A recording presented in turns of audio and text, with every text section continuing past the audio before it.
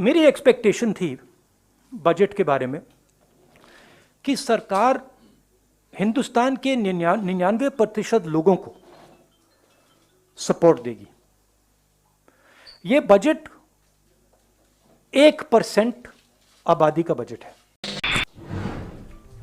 सरकार किलाबंदी क्यों कर रही है?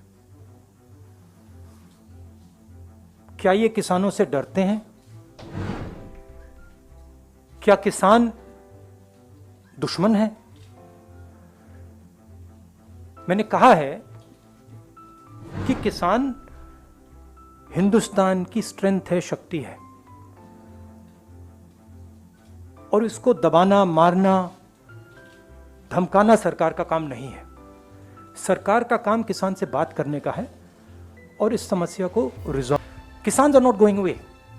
मैं किसानों को बहुत अच्छी तरह जानता हूं, ये नहीं जाएंगे, पीछे नहीं हटेंगे। अंत में सरकार को ही हटना पड़ेगा। फायदा है सबका कि आज हट जाए।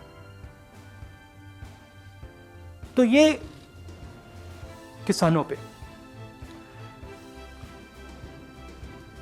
मेरी एक्सपेक्टेशन थी बजट के बारे में कि सरकार हिंदुस्तान के 99% लोगों को सपोर्ट देगी।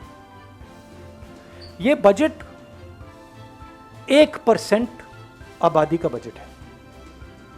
जो हमारे स्मॉल एंड मीडियम इंडस्ट्री के लोग हैं, किसान हैं, जो हमारी फोर्सेस हैं, उन सब से आपने पैसा छीन कर लेकर उन्हीं 5, 10, 15 लोगों के पॉकेट में डाल दिया है। आप प्राइवेटाइजेशन की बात कर रहे हैं,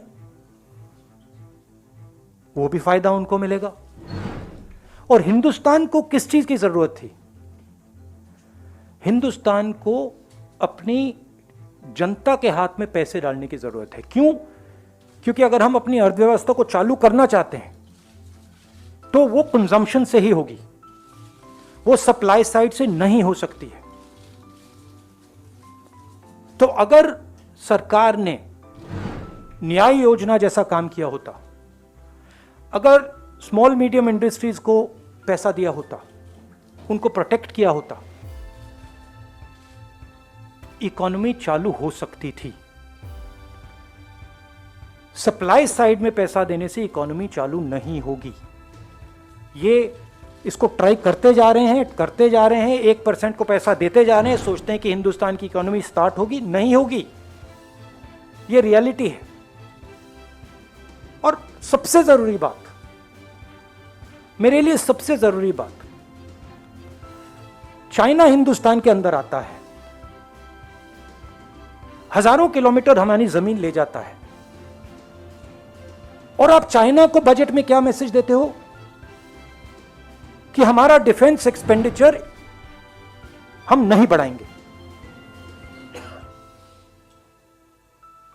3-4 हजार करोड़ रुपए आपने बढ़ाया।